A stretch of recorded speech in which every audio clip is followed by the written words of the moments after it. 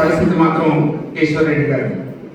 ఆయన ప్రొఫెసర్ అయిన తర్వాత ఇందులో ఉన్నటువంటి ఈ సమాజ హితం సాహిత్య మతం, ఇందులో ఉన్నటువంటి ప్రతి వ్యాసం కూడా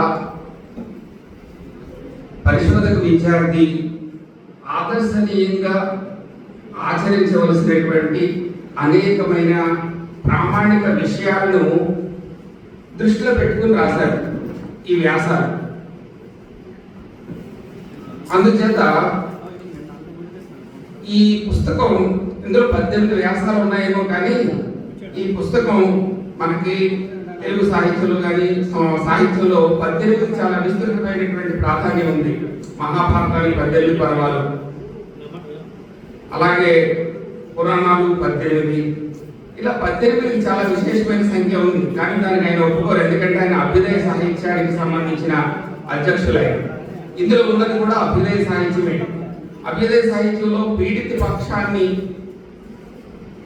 సమర్థించడం, ఆ పీడిత పక్షం ప్రజా జీవన స్రవంతిలో కలవడానికి కావలసినటువంటి భావజాలాన్ని వ్యాప్తి చేయడం అభ్యుదయ సాహిత్యంలో ఒక ప్రధానమైనటువంటి లక్ష్యం. ఆ లక్ష్యం దిశగానే ఇందులో ఉన్నాయి.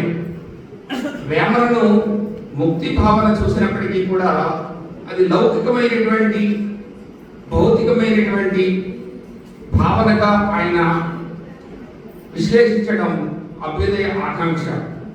గురజాడ అప్పారావు గారి పట్ల ఆయనకి ఎంతో గౌరవం ఉంది. ఎందుకంటే ఆధునిక తెలుగు సాహిత్యానికి ఒక యుగకర్త లాంటి వాడు మనకి గురజాడ అప్పారావు గారు. ఆయన రాసినటువంటి లవణరాజు కళ అనే కావ్యం చాలా మంది ప్రస్తావించడమే తప్ప ఆ కావ్యంలో ఏముంది ఏమిటి అనేది చాలా తక్కువ మందికి తెలుస్తుంది. ఆచార్య పిసి వెంకటేశ్వర గారు ఇప్పుడే వచ్చారు, వారికి సభాపక్షాన స్వాగతం కలుగుతున్నాను.